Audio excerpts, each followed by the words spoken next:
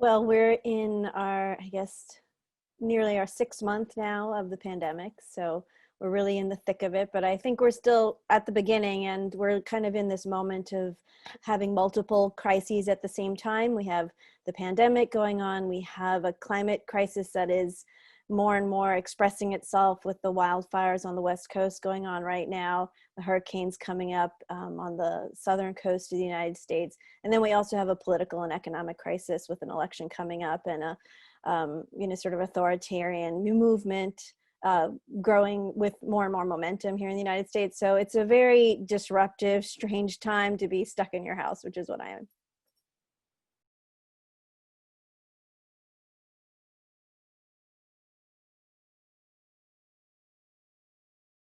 So over the past 50 years or so, since 1940, we've had over 300 of these new pathogens, either newly emerge out of nowhere, seemingly out of nowhere, or reemerge into new places where they've never been seen before.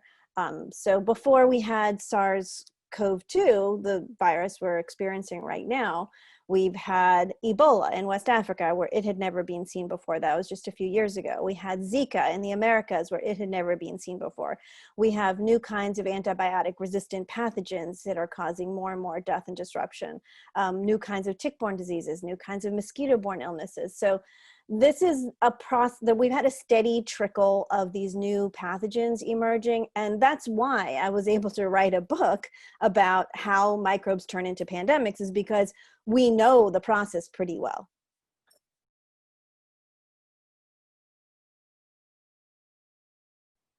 So most of these new pathogens that cause pandemics and epidemics are arising out of the environment. So it really starts with human interaction with the environment. About 60% of the new pathogens that we see today are coming from the bodies of animals. About 70% of those are from the bodies of wild animals. And so the reason why those microbes in the wild animals are able to cross over into human bodies is because we're coming into novel, intimate contact with them. And in a large sense, that's because we are destroying so many of the places where they live.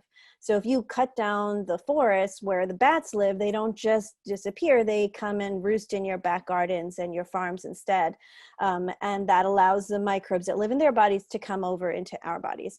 In the case of cholera, and this has been going on for hundreds of years, the case of cholera, it emerged out of the Bay of Bengal. It's a microbe that normally lives quite harmlessly in the environment. It's a natural inhabitant of brackish coastal waters, especially in warm places of the world. And it actually performs a useful ecological function in those environments. What happened when cholera emerged is that people decided to start cutting down wetlands that were, exposing them to waters that were very rich in this cholera bacteria. And that happened in the 18th century with the expansion of the British Raj in South Asia, for example. And that's when we know that the first cases of cholera emerged, and then they quickly spread up in the bodies of soldiers and traders and travelers up into the Russia, over into Europe, and then very quickly cross the Atlantic thanks to our new very fast ships that we were just putting into place at that time. We had just built canals like the Erie Canal and all these other canals that allowed cholera to penetrate the entire interior of the North American continent. So the way we interact with the environment and then carry these microbes around is something we've been doing for a long time. We're doing it now much faster.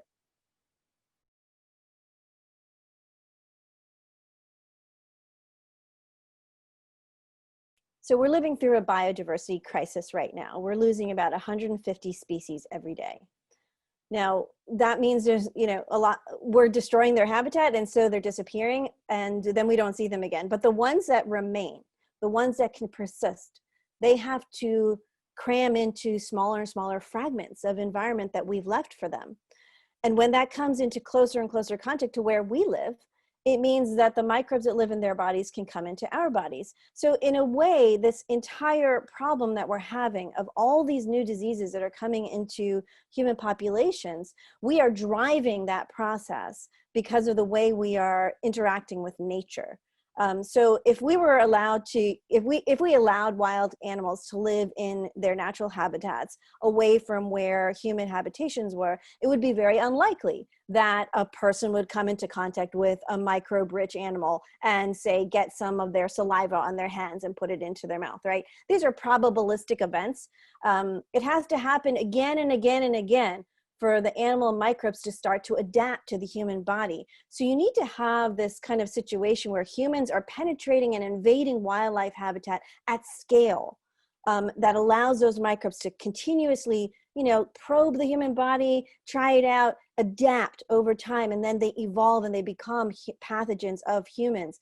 And so the fact that we're seeing that happen more and more means that on a broader scale, that the biodiversity crisis is what is driving the underlying, a movement of microbes from animal bodies into human bodies.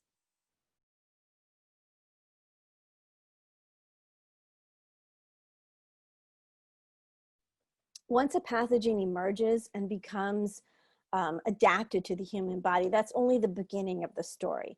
We also have to facilitate its movement between us. So a microbe on its own has no independent locomotion. It can't go anywhere. It has to exploit human behavior.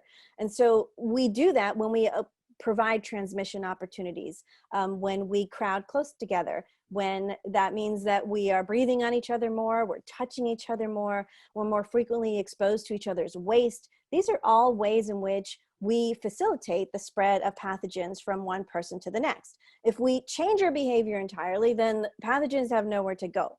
So the fact that we are not only penetrating wildlife habitat so that we have this whole flood of new microbes coming into human populations, but then we're also carrying them around on our flight network, on our trade and travel networks that we've set up to facilitate the global economy.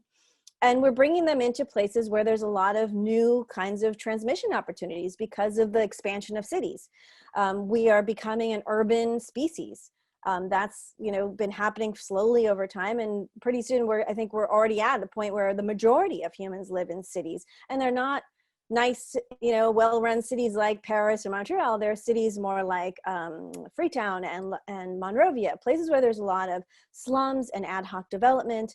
And that means that people are not able to separate their waste from their food. People are touching each other more. They're breathing on each other more. There's just a lot more opportunities for pathogens to spread from one person to the next. And so when you have those transmission opportunities, pathogens are able to amplify. And once you get an amplification event, then it's very easy for it to travel around. And we're living through that right now with the coronavirus.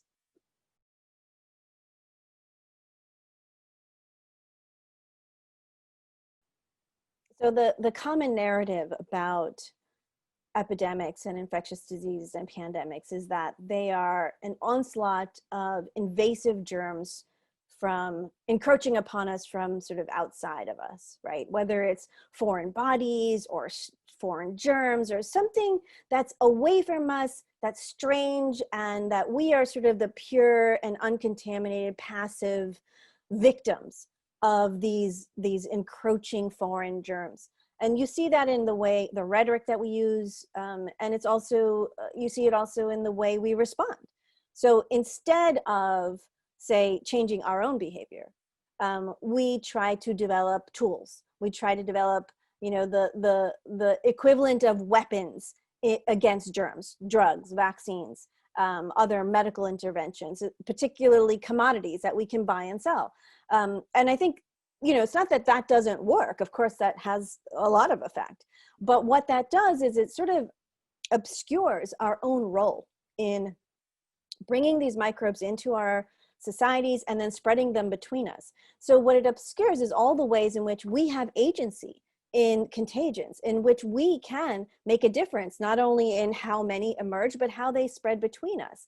So it obscures the social conditions and our interactions with nature that actually are driving the pandemic. And instead, we just come up with a drug, we just come up with a vaccine. And not to say that that's not going to be useful, that's going to save lives, that's good, we need to do that. But we also need to do that other stuff. Otherwise, the situation we find ourselves in is that we can come up with a new drug that will work against COVID-19. But are we going to come up with a drug fast enough so that we don't have this huge first wave of disease? No, we already see that. It's not happening. We can't do it quickly enough. These pathogens spread exponentially. Our response, if we're just going to be coming up with a new drug or vaccine, that's a linear thing. So you have this mismatch. And in that mismatch is where you see these huge death tolls and disruption that we're seeing right now.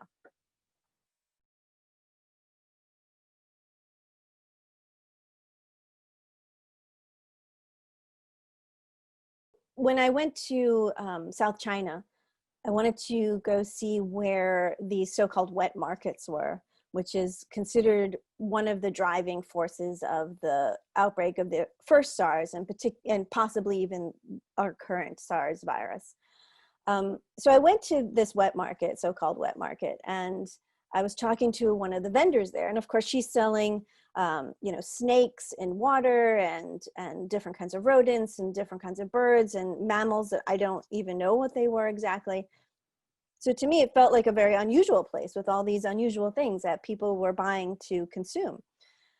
And, and she was talking to my translator, and she wanted to know if we would buy, a snake that she had and how many people we were going to feed with the snake. And, I'm thinking this whole time, like, oh my gosh, this idea of eating a snake is like, it's so strange to me, right?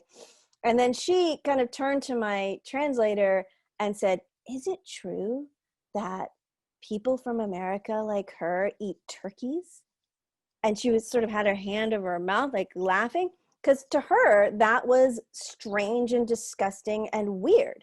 And it really struck me at that moment then that it's all relative, right? Like we're all participating in different habits and ways of behaving and interacting that vary from place to place, and to point fingers at, well, those people are eating weird things and that's the problem. It's too simple.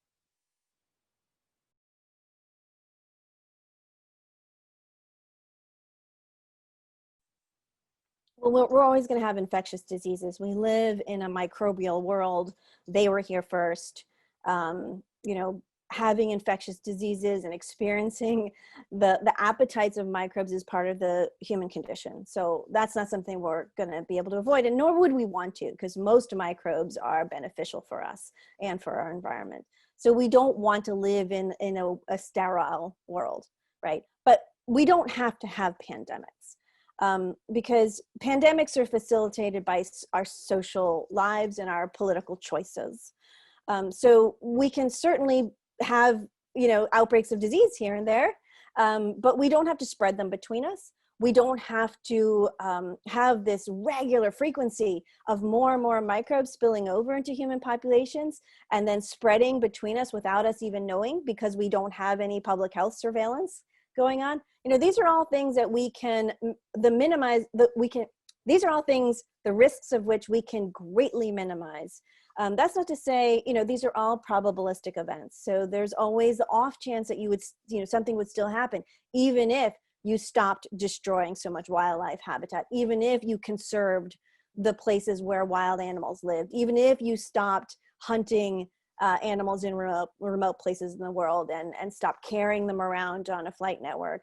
Even if you had a good public health surveillance system, which we do not have, it could still happen, but the risk would be much, much less.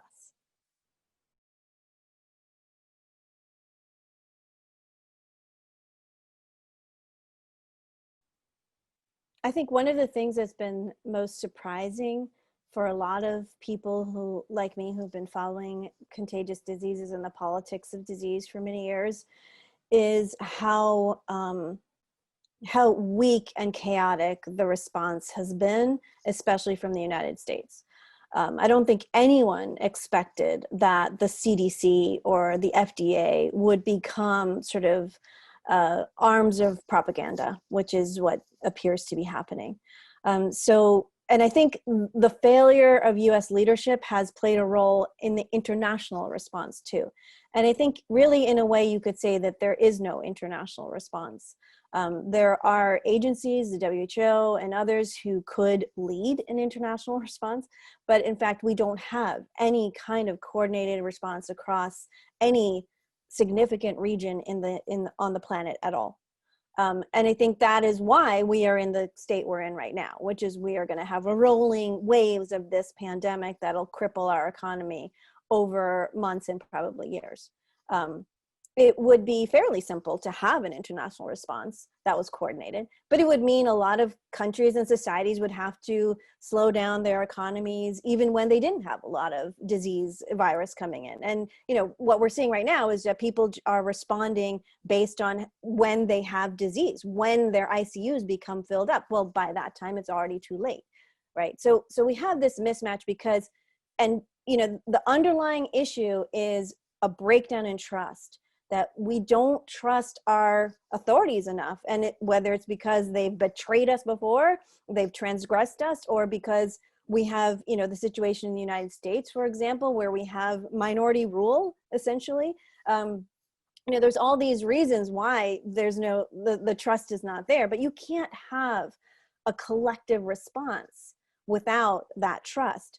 And a collective response is the only way we can actually get rid of a virus like COVID-19. You have to have a system where everyone is working together on some level, which means that you have to have that underlying trust that's there between the people and their leaders. And we just don't have that almost anywhere in the world. And even if we did have it in some places, you need it everywhere, right? Because this is a respiratory pathogen. This is not something that moves around slowly. This is something that moves around through social communion. And that is not a behavior that we can give up that easily.